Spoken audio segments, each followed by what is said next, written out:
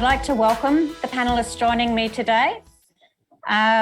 If you'd like some more information on our panellists, you can click on the session information on the right-hand side of your screen for their full bios, but I'll give a quick introduction now. I'll start with Jessica Robinson, Assistant Secretary at Treasury. Jessica joined the CDR division in Treasury in December 2020 as it was being established, and she has responsibility for the CDR policy, engagement and governance teams. Welcome, Jessica. Simone Joyce, CEO of Paypa, a payment technology company that she co-founded in September 2017. She's also the chair of Fintech Australia. Welcome, Simone. And we have Albert Naffah joining us today as well. Albert was recently appointed as the CEO for CommBank Health at CBA. And prior to that, he led CBA's strategy and innovation for payments and open data across the retail, business and institutional client segments. Welcome, Albert. Victoria Richardson is joining us from AusPayNet. Victoria's been working with payment and identity technologies for over 20 years, advising a range of organisations from startups to major banks on the business implications of emerging payment and identity technologies. And she's currently the Chief Strategy Officer at AusPayNet. And then we have Rob Hale joining us as well. Rob is the Chief Digital Officer at Regional Australia Bank.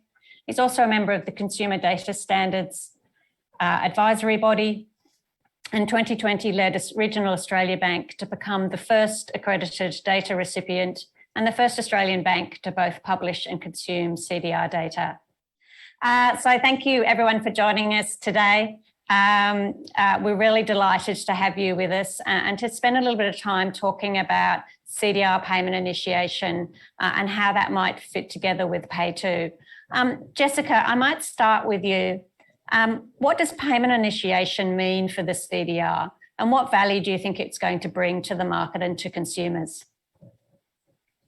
Thanks, Katrina, and great to be here to talk about, I guess, the fantastic evolution of where Australia is going, and in particular, the wonderful system we've got with the PayTo coming in, and then ultimately the deepening of functionality for CDR, bringing in both payment initiation and action initiation. I think that's important for me to call out early, is that we do see payment initiation as a strand of the broader action initiation capability, and really the combination of the two systems together is really going to put us on the world map. So in terms of what that means, it's going to open up a new channel for third parties to undertake a broad range of actions on behalf of consumers, with, as I said, payment initiation being one particular form of action. And the examples of payment-related actions that we're thinking of include things like status of payments, setting up scheduled payments, managing registered payees, and then how that would fit in with the broader action suite relate to things like consumers being able to apply for products, managing products and switching products through the benefit of having a third party undertake a lot of those activities. And ultimately, as we know, CDR is an economy-wide mechanism. So with the benefit of broadening out our functionality, we'd be looking for action initiation to ultimately go beyond the banking sector. So initial focus on payment initiation and a suite of those wraparound actions that would complement the payment initiation features. And then ultimately we would see that move across into other sectors. And so what do we think the benefits are going to be? We think they're going to be absolutely significant. So as Scott often describes, Scott Farrell, he sees this as equivalent to providing people with a digital power of attorney, or I like to describe it really as having a digital life concierge, where you have a third party that basically makes your life easier, and that includes that payment functionality. So the potential for innovation is limitless. We really see individuals being able to initiate payments from a centralised platform, automating the process to update new details when moving to a house, investment management, credit score building, debt management services, and transferring loyalty payments as the broad kind of range of activities. And how that fits in with, I guess, PayTo and other third-party payment initiation capabilities. We think what CDR will do is will spur broader innovation. So it's an instruction layer. It's ultimately intended to help keep innovation at the forefront and ultimately go a bit beyond where PayTo currently is scheduled to go in terms of reach out to giving customers, I guess, the ability that don't bank currently with banks that have access to NPP. We also see the importance of making sure that we have a standardised process for payment initiation, and that goes a bit broader than where the PayTo system is at the moment, and potentially beyond what the UK open banking provides. And it ultimately will have that broader integration with data access capability at the moment and provide a really important regulatory framework to regulate the access arrangements. So I'll leave it for others to take over, Katrina. Thanks, Jessica. Albert, I might come to you. What's your view on what payment initiation is going to mean for CBA and for the market? Thanks, Katrina, and great to be with you as well. And thanks for the opportunity. I think Adrian and Jessica as well just now, did a pretty good job of articulating some of the value for the market and for participants like CBA and both our business and retail customers. I would sort of frame it in sort of 4 key areas where I think there's some significant value that will be delivered to market participants. Obviously, we've seen some of the examples of the experience uplift, that greater control and visibility and convenience. Today, customers come to us all the time and say, I don't know where I've got my direct debits. And we don't either, to be honest, because it's not something that we record in our systems, which is what obviously PayTo will allow us to do. So it'll help us help our customers better manage their financial lives and give them more control over that. There's significant cost benefits as well here. The ability to perhaps avoid some of the manual processes. And again, Adrian did a really good job of explaining some of those that are involved today, whether it be in the card-based system, chargebacks, the uncertainty associated with that. I think that the certainty associated with a third-party payment initiation, particularly gone through with a standing mandate initiated through PayTo, will deliver significant benefits. Competition benefits, we've all sort of been talking about that as well. Use cases that we probably even haven't thought of, to be honest. That will be enabled by a combination of payment initiation under CDR and PayTo, extending account-to-account payments into new areas where they haven't really played before. I think will certainly enhance the competitive dynamics in the broader payments ecosystem for sure. The portability that this will allow, having that visibility and that control and the ability to much more easily move payments utilizing the broader CDR regime, again, will enhance competition in traditional areas like banking and financial services. And then, all of that will be supported by new and innovative solutions. So, I think it's great for participants like ourselves, CBA, and the broader system that will, who have a bit of a brand for innovation. It'll allow us to do more in that space and to deliver greater benefits to all participants. Thanks, Albert. Rob, we might move on to you. So Regional Australia Bank has been on the CDR journey now since really day one back in July 2020. What do you see as the value that might come with the extension into payment initiation? Yeah, thanks, Katrina. Hi, everyone. You're right, and I think to date we've used data, haven't we? We've got product reference data and we've got consumer data, and we've allowed that to be used by third parties, by data recipients. But there's a bit of a kind of so what when you look at the use cases, not to devalue them, but PFM or loan affordability, which is what we do, it can only take you so far. And if we're trying to do this for the consumer, that's the whole point. So if we can only do part of that experience for them, we're still requiring consumers to go and do other bits themselves. So I think this is where action initiation starts to get people really excited, because we're starting to have visibility of a target state where everything can be done within one orchestrated experience, which is aimed at the consumer's needs. So we're kind of moving from the so what to the, well, what if we could do this as well? Or would you like me to do this as well? Jess, you talked about the concierge model. I think we're getting into that territory. And maybe just to make it super practical, an example, if I'm sharing my banking data and that's some of my PIIs in there, and I'm sharing my energy data, but maybe there's a use case where someone can look at my property, my home, and I can see from satellite, I don't have solar panels on my roof. I can look at my energy bill and see that I might benefit from using solar as an alternative energy source. I can determine potentially how much money I would save. I can organize for an installation. I can even take out a loan to pay for the solar panels. And I can make the payments associated with that loan. So all of that within one single orchestrated experience for the consumer, who doesn't then have to go find a solar panels provider, go to their bank, get a loan, and make the payments themselves. So I think we're heading in that kind of territory, which is really exciting. So certainly an exciting future for consumers, I think, in terms of what the potential might bring.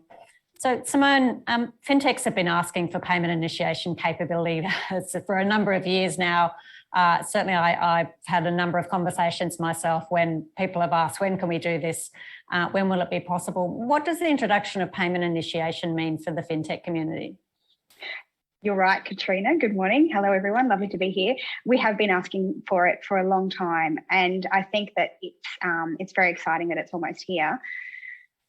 PayTo and then greater payment initiation, I think actually represents a few things for fintechs. First of all, freedom to operate and bring really exciting functions and features to business and consumer users that previously might not have been possible through the whole pipeline of the journey. So there may have been a stop where the consumer had to go and fill out a direct debit agreement, for example, and create that really slow latency of confirmation before that service could be delivered. That doesn't track well with the speed and the dynamic nature of products and services that fintechs typically want to provide.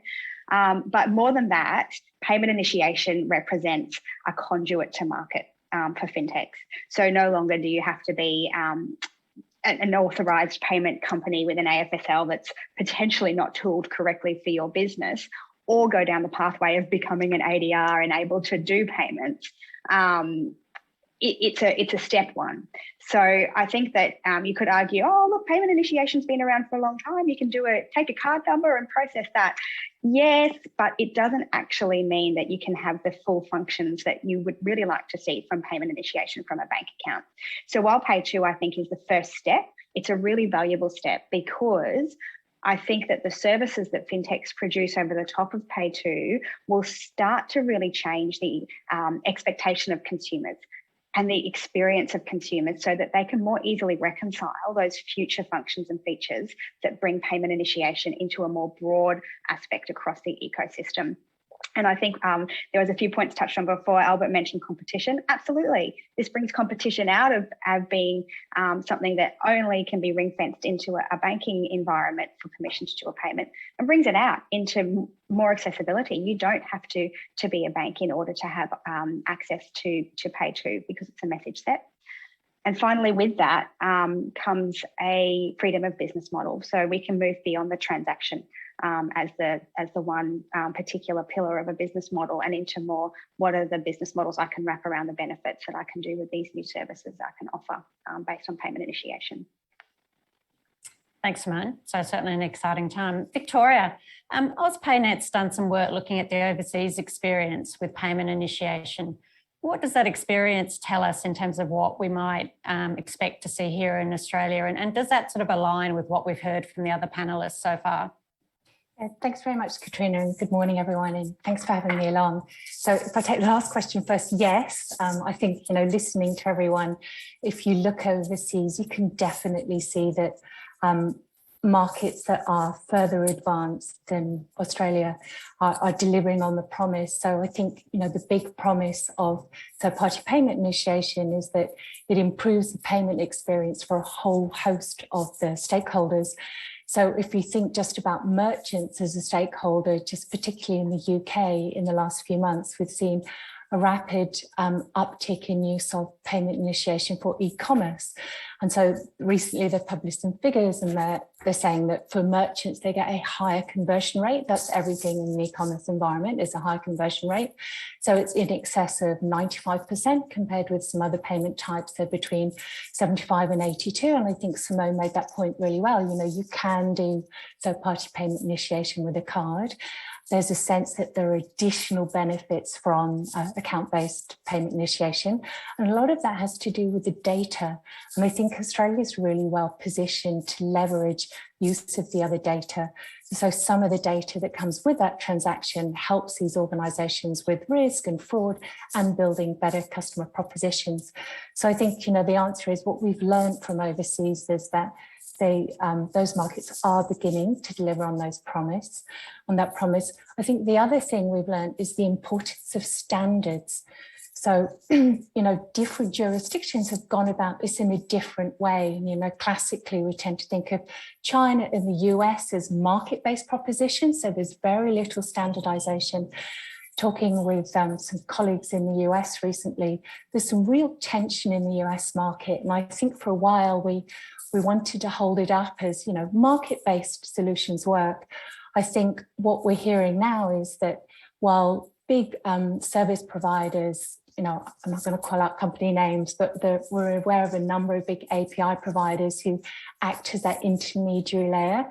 That's fine if you're with a big bank, and a big bank can set really good deals with those service providers. If you're with a smaller financial service provider, you're not getting the functionality.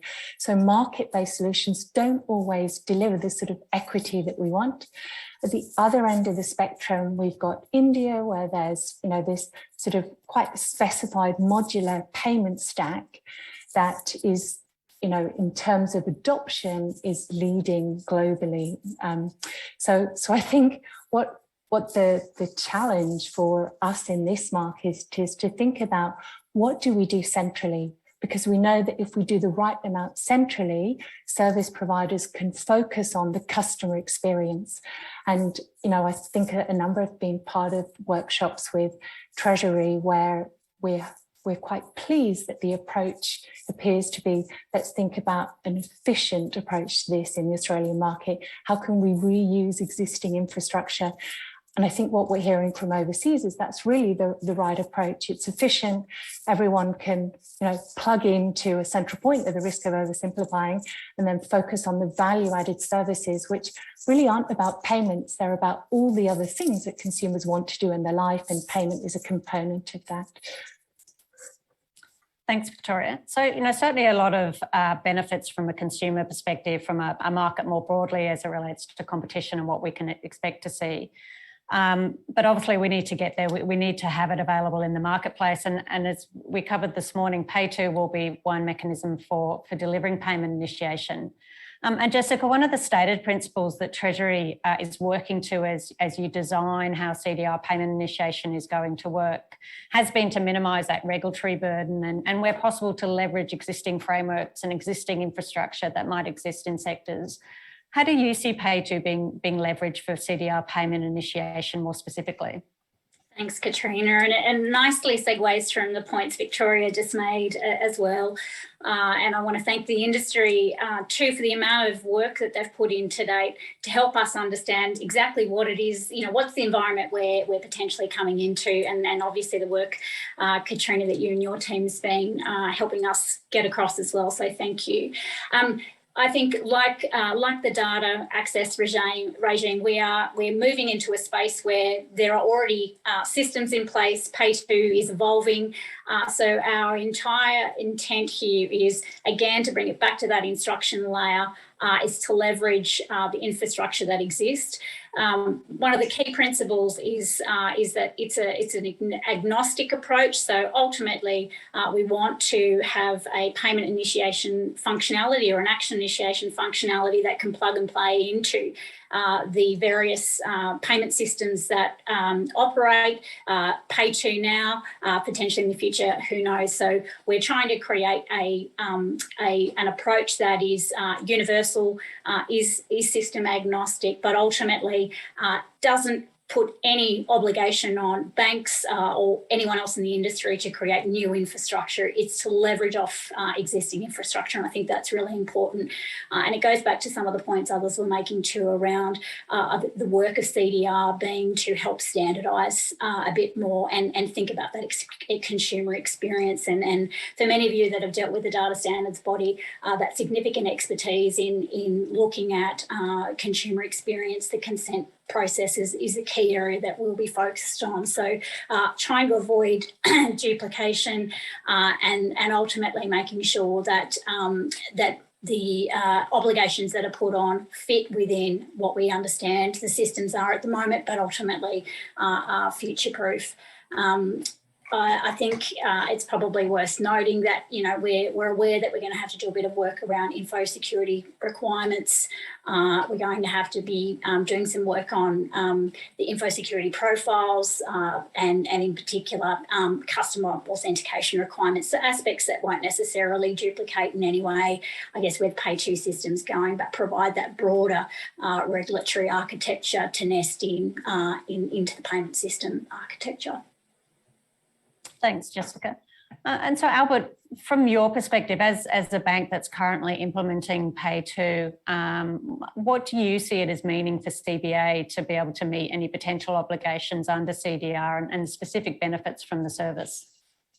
I was just really encouraged by Jessica's comments just then, in that, you know, the CDR regime, as far as at least as it relates to payment initiation, will be complementary to some of these efforts that are in progress at the moment. I think PayTo delivers on all the use cases that, you know, we've been talking about now, and the vision for third-party payment initiation. You know, it's got the great combination of being real time, being digitally native, being data rich, and being low cost.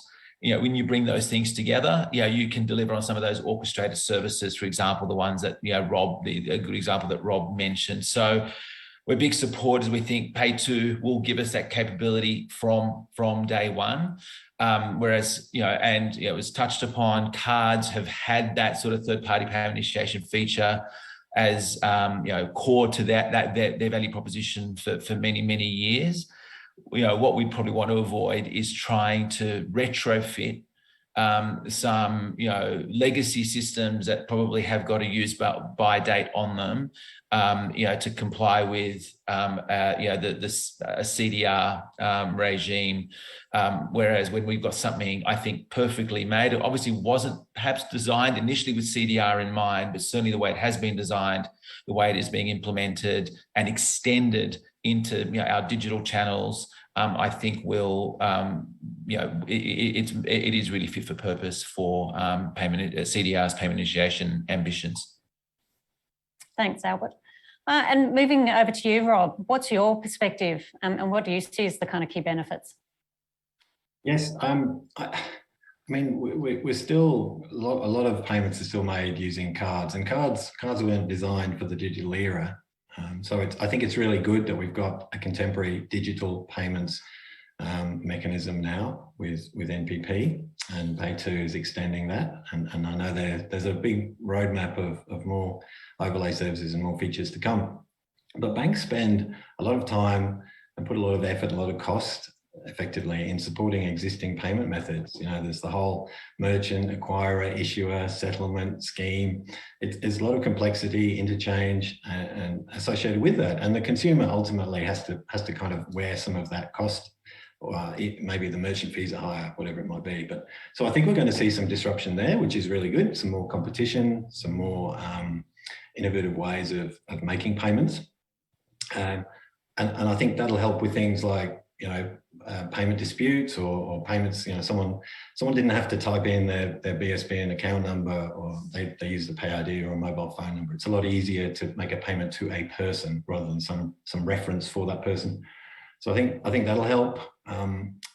Teams of people who are handling missing payments or late payments, that inside the bank, I think that will diminish over time, hopefully, as we can optimize the processes associated with that too. But again, bringing it back to consumers, for the first time, Albert, you mentioned, we've got no way inside banks of knowing about recurring payment arrangements that someone might have initiated on their cards. It's a misconception that banks have visibility of that. That's done between the consumer and the merchant. So PayTo gives the consumer visibility of their payment arrangements. That's an amazing new territory for them.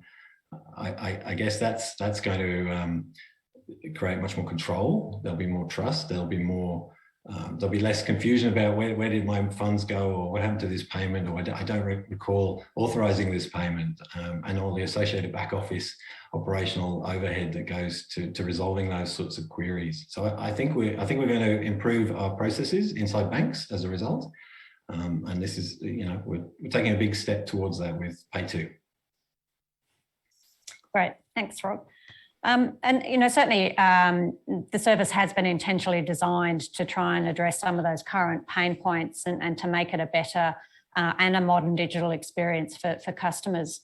But what about from a fintech perspective, Simone? And particularly interested in your thoughts about what you think it might mean with respect to access and the NPP as well with the delivery of the PayTo service.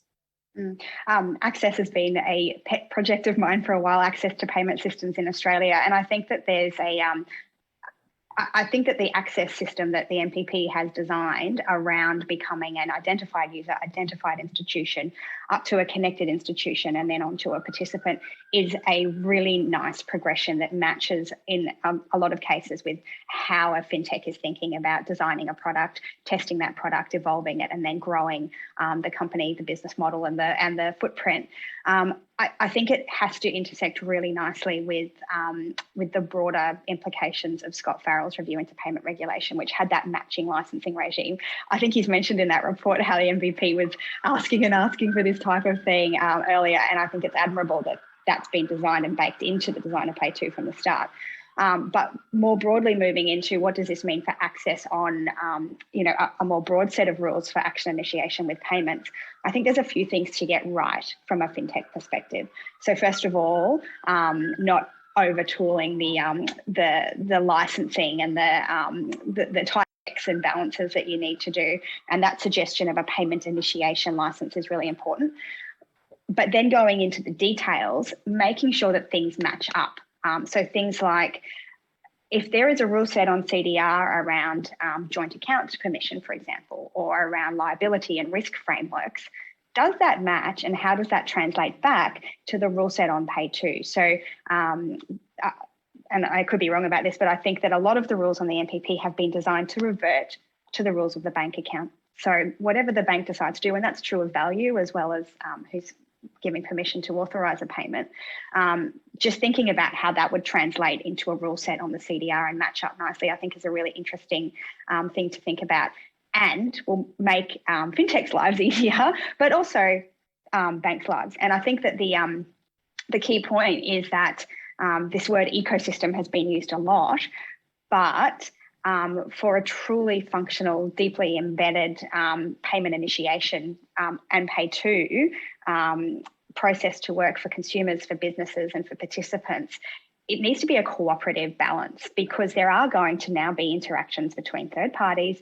and banks, and how that works and how that balance works is going to be one of the most critical things for creating more usage of the system and for consumers and businesses to really access the benefits. So I think we're on the right track. I think the access regime is starting to evolve in line with the needs of fintechs, but I would just like to see if that goes further and there are rules produced on the CDR, that there is a matching up of access rules, licensing and operational rules as well.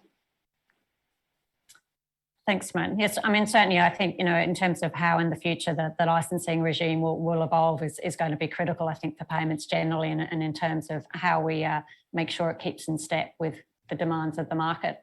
Victoria, what are your thoughts from a broader industry perspective of the benefits of being able to leverage the NPP's PayTo service for payment initiation?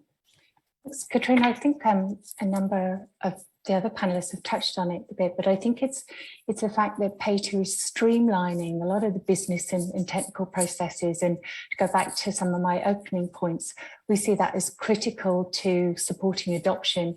And, payments is a network business. Simone talks about the ecosystem, but, those of us who've been in payments for a long time talk about the network, and it's a two-sided market, and you need people who can accept payments. You need people who can make payments. So I think that, and Adrian covered that really well in his presentation, PayTo comes with a network. It comes with a network of regulated banks and an access regime. I think that's really important to making payments work. And then I think the other part is around liability. So we all like to think about the happy path. Now, I'm going to be able to pay, but there is an unhappy path in payments. And the card schemes have built the liability management and unhappy paths over a number of years.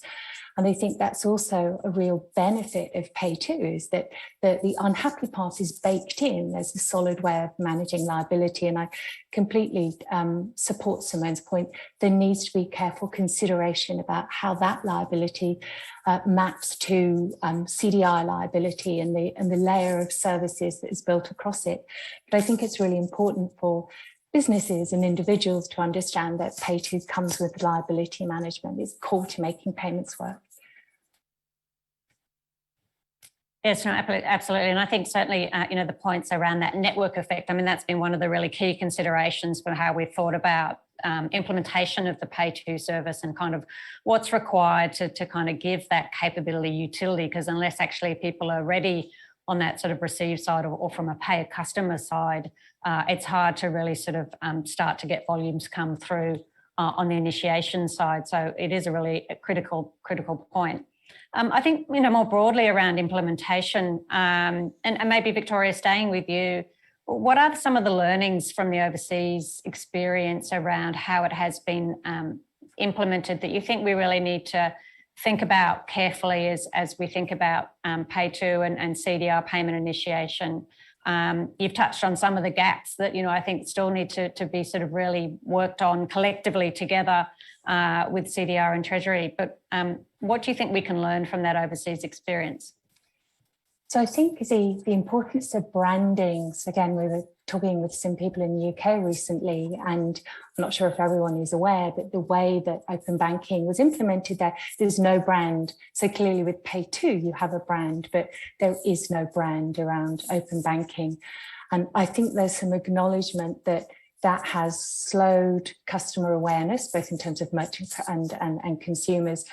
And that, having a brand that everyone can get around builds cohesion and awareness. So I think they've identified that as a gap in the UK. And I think it's certainly something to consider here. How do you create that awareness around a brand, a trust mark, and prevent sort of fragmentation? And I think the other thing is around identity management. So if we think about India, the digital identity management is baked into that stack. It's built on Aadhaar. There's strong customer identification and authentication.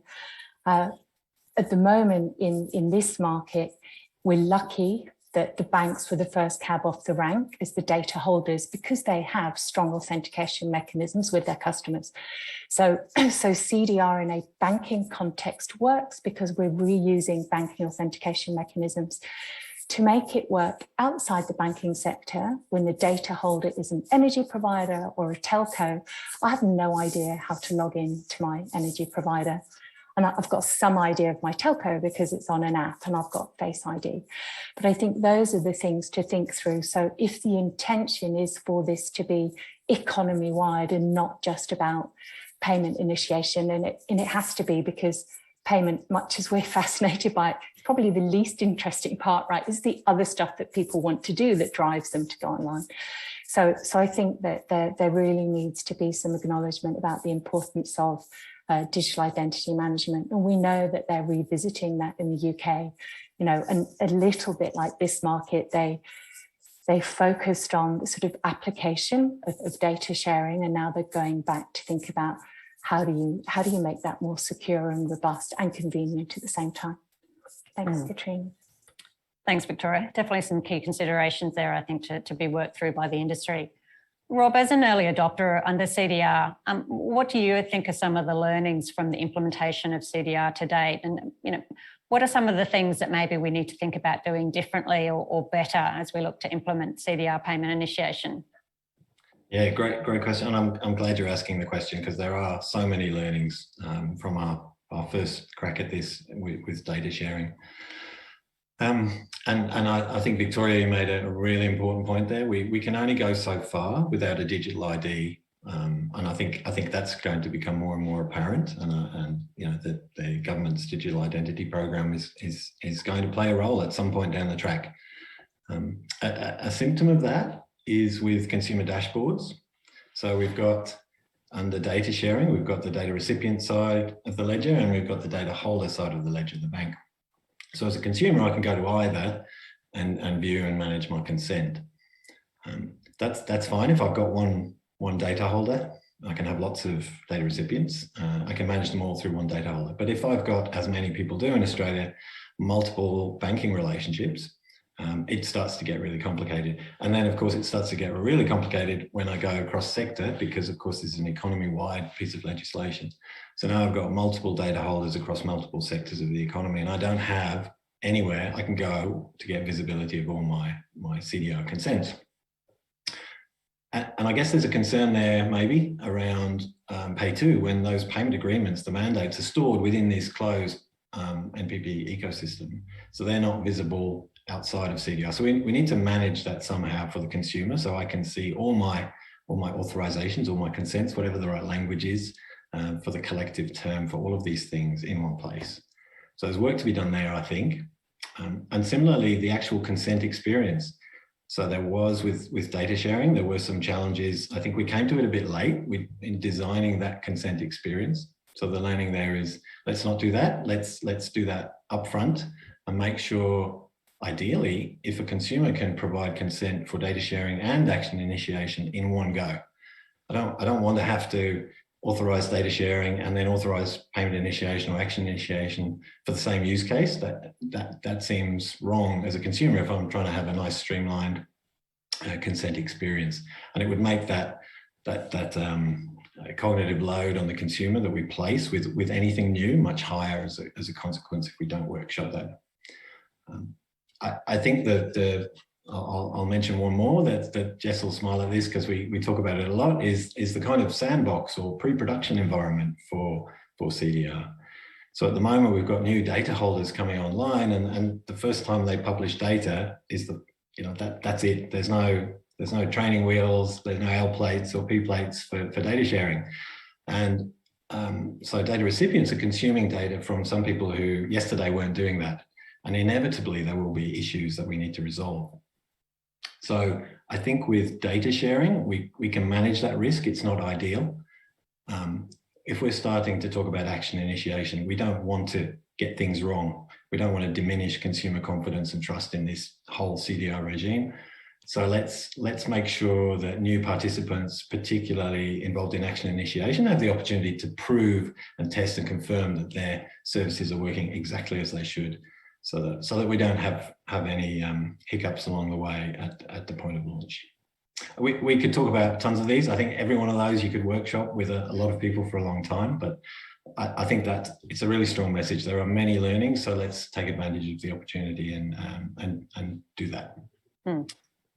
Thanks, Rob. And I'm sure there will be many further conversations and workshops around some of those specific areas that you've raised.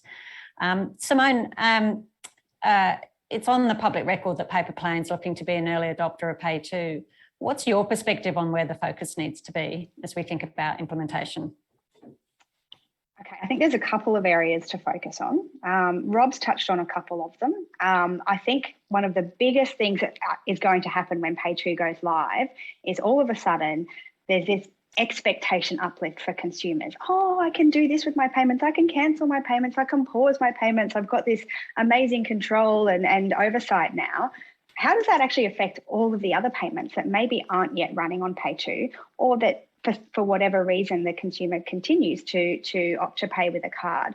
So how do we make sure that the balance of functions and features that exist in one particular payment rail are actually moved across to be reflected back into all of the other payment rails, so there isn't this disruption of experience and a jolting effect? And that even applies to things like, well, how do we make sure that a bank can look at a disputed or payment, which is called a chargeback on cards, but might be something else on PayTo? How do we balance that that change of expectation there?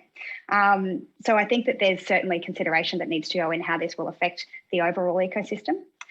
The next part is really interesting, and I think that because our banks and the direct participants have been told that they need to be able to allow a consumer to receive and manage one of these payment mandates in their bank account, and that's the basic expectation. I think we need to really start thinking about, well, what happens beyond that? It'd be a terrible shame to have all of these projects that are, I think, predominantly being funded out of a compliance purse or a compliance space to meet the need. It would be terrible if that stopped there for the consumer. I think there is a space of opportunity for our direct participants and our banks to go, we can create a really good experience for our consumers here that not only meet the needs that we as a bank need to provide back to the NPP to have PayTo in the market, but also allow us to speak to some of the evolving needs of our consumers around things like Rob mentioned. How do I manage a broader set of my payment mandates or agreements in my bank account? And how does that translate back for that bank into out of compliance and into, oh, I'm thinking with my product hat and I'm thinking about potentially even commercially producing some things that can sit within my consumer's bank account that will interact with fintechs and third parties in the broader industry.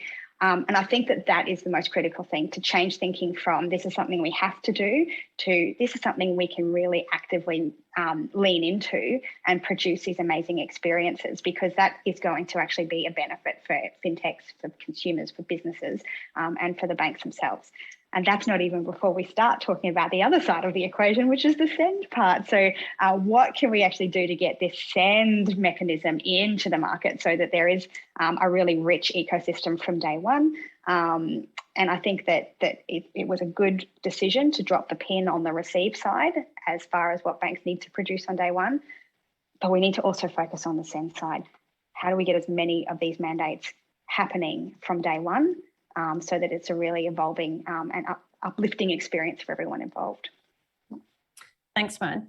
And Albert, so as CBA is well progressed in its implementation of the PayTo service in preparation for delivery of the service mid-next year, what's your perspective on the areas that need to be addressed? And particularly I'd be interested in your thoughts around some of the points that have been touched on the customer experience side, because obviously you're actively building that at the moment as it relates to CBA and what you're looking to do in your channels. Yeah, look, I think a lot of the points covered there by Simone, Rob, Victoria resonate with us.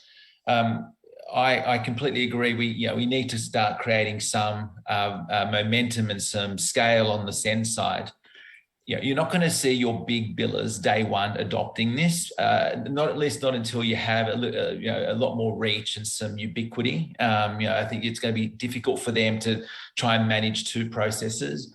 But you are going to see, I think, some of your more innovative, new entrant type players, whether it be in the utility space or elsewhere in the broader sort of digital wallet space. They will create incentives, because they will create amazing experiences that are so far superior to the status quo. It will, the market will force, I've got no doubt the market will force a response, the right response from the incumbents to migrate across.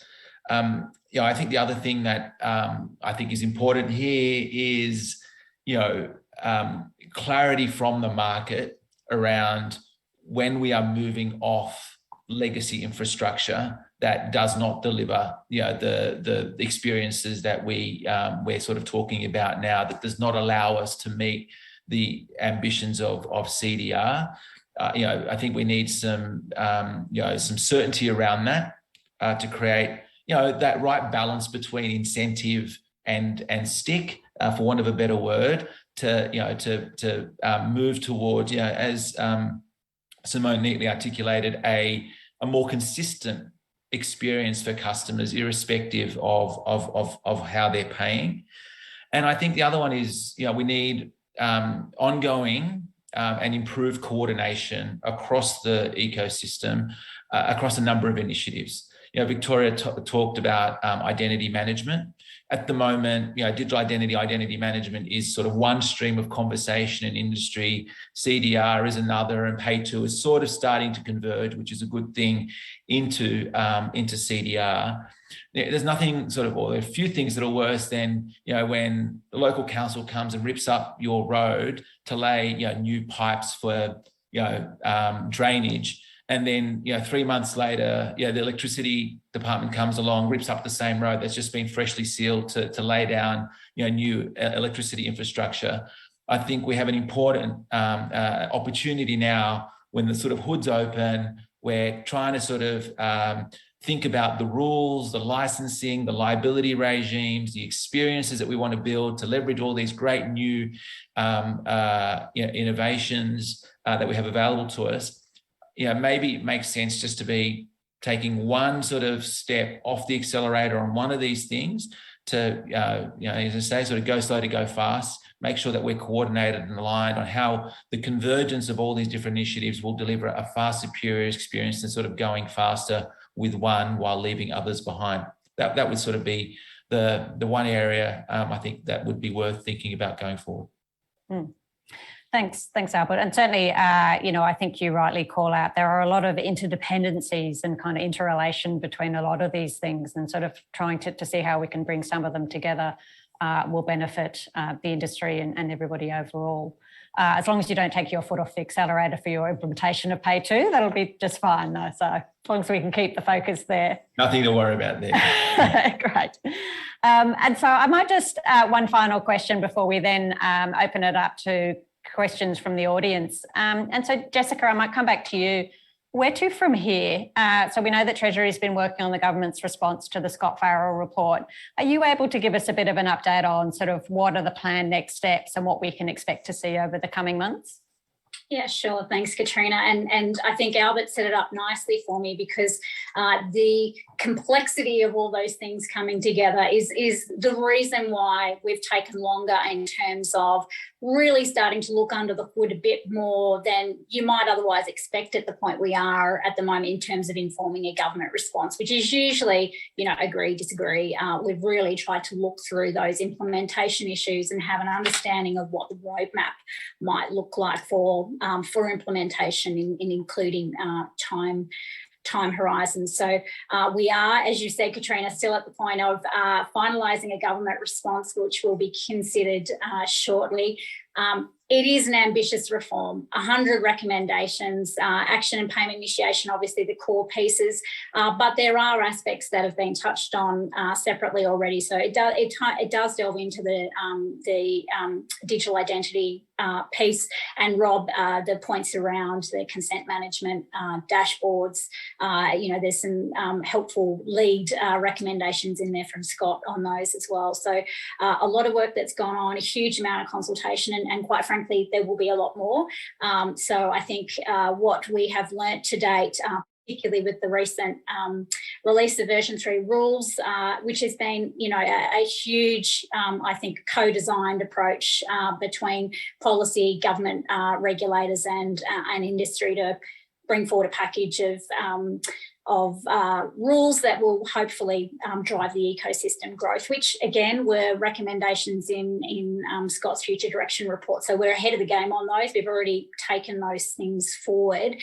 In terms of what it looks like for the, once we've got a government response out in the public domain, for action and payment initiation, we would still need to go through a process of actually putting in the regulatory framework. So legislation, opportunity for people to comment at that higher level design for the legal framework, and then ultimately down at that implementation level again as we go through assessment and designation of particular sectors, or what the scope of the payment and action initiation instruction layers might be, so the types of actions that might be permitted, and then ultimately rules, standards, and then time for industry to implement. So these aren't quick reforms, but it is important that we get them right. And I think we've had the benefit as well recently of having that huge strategic assessment process, which has really helped inform the types of sectors we might roll out to next in terms of enhancing the data access framework and how that might nest in with that deeper capability on function and action and payment initiation. And to go to the points people have made on digital identity, I think it's come out really clearly that CDR does offer some functionality, some capability on the digital identity front too. So a lot to really enrich the CDR space and have it work in well with existing frameworks. Thanks, Jessica. So we might take a couple of questions that we've got from the audience, and I'm just going to acknowledge up front, we probably won't get through all of them, but I might start with one around direct debit. So there've been a few questions around, yes, there are some benefits from PayTo, but actually, where do you really see the benefit in terms of people looking to move over to PayTo, and I think thinking more broadly about that kind of payment initiation opportunity. So maybe Albert, from your perspective, I mean, what do you kind of see really as the key benefits from an organisation that might be thinking about, does payment initiation more broadly in PayTo, provide me with opportunities, and kind of why would I be interested in moving? Yeah, look, I think most organisations, if not all organisations, are always looking to deliver a better customer experience, grow their NPS, greater convenience for their customers. The difference between direct debit and what PayTo offers is vast. We've spoken about it, but the ability to sort of have that visibility to manage your payments, is so connected as well to people's well-being, their financial well-being, knowing that they have that control. Has a massive impact on people's overall well-being, and I think businesses will, once these things are properly explained and the value is demonstrated, I don't see, to be honest, too much resistance to that move. Now, there's going to be obviously some system enhancements that are going to be required. That comes with investment. But ultimately, I think hopefully a lot of these things will be delivered as part of the normal course of upgrading your version of your CRM or your ERP or whatever it is. These things hopefully should become a native with those changes. So I do see that desire by businesses to continue to deliver a better experience and a better outcome for their customers will ultimately drive the change. Thanks, Albert. There's been a few questions around, and I think as part of the conversation also mentioning about what we need to do as it relates to consumers. So, providing education and sort of promoting the benefits, and it's going to be important as we look to roll out, both PayTo and also more broadly for CDR payment initiation in terms of from a consumer perspective. Interested in your thoughts around what are some of the specific things we can look to do to help build that? I mean, I think actually collectively there are going to be different things that different parties to this need to do. I think the banks will have a role in terms of what they communicate to their customers. Simone, the likes of organisations like yourselves will be interacting with merchants and other third parties, and Victoria from an industry perspective, there are things that can be done. What do you think are some of the kind of critical things we need to kind of really make sure we get right and focus on as we think about that kind of awareness and education and building that trust as well in terms of kind of more broadly around CDR? I'm happy to answer from an industry perspective, Katrina, and take some examples. So if we think about the recent big shift that happened in Australian payments, it was from signature and a mag stripe to chip and pin. And there was a big campaign managed by, the retailers and the merchants and there was a single strap line, protect your PIN. And that was about security and it was about convenience as well. How do you get people to remember the PIN? So I think working out who the stakeholders are, what the critical parts of the customer journey are for both the person making the payment and receiving the payment, and then running a consistent campaign around that. And I think it has to be done with all of the stakeholders so they can work out what the critical components of that. But it's something that the payments industry has done for years. Every time there's a big shift, there's some campaign. And then I think you leave room for people to differentiate on that. So when contactless came along, you saw some of the schemes doing their own sort of advertising and brand awareness around that. So you work out what's core, and then you know what's in the collaborative domain, what's in the competitive domain, and then create some really clear guidelines around that. Thanks, Victoria. Albert, some thoughts from CBA perspective? Yeah, no, I think Victoria outlined some really good examples earlier. That the industry has, I think, can leverage. There's huge benefits here for all stakeholders. I don't think consumers are going to find it too difficult to see the benefits. They're going to see, Rob touched on PFMs, for example. Now, they're quite rudimentary at the moment because we have only got access to read data. We're showing it's account aggregation service. Those services will absolutely be extended into payment initiation, so that you can really have a personal finance manager that helps you much more effectively manage your finances across all your payments, across all of the economy as this thing extends. So, I think obviously an industry campaign, ideally, we coordinated with government to create awareness around the benefits for all stakeholders. Around the brands, the multiple brands that will be out there is going to be very important, but to create awareness and the trust that we've been talking about today. Katrina, I'll add something from the end user's perspective, from a consumer perspective. We've been doing quite a bit of work for the last few years around how people consent and agree to digital payment agreements or payment arrangements. And there is a mechanical part to get over. It's very different from filling out a gym membership on a paper form or giving someone your card details over the phone. Those things simply don't track well with the new secure world of PayTo. And that's actually quite a difference for people who are used to doing those things. And so some of the things that we've found through trial and error is that the benefits really need to be iterated and explicit at every step of the way. This is for your protection.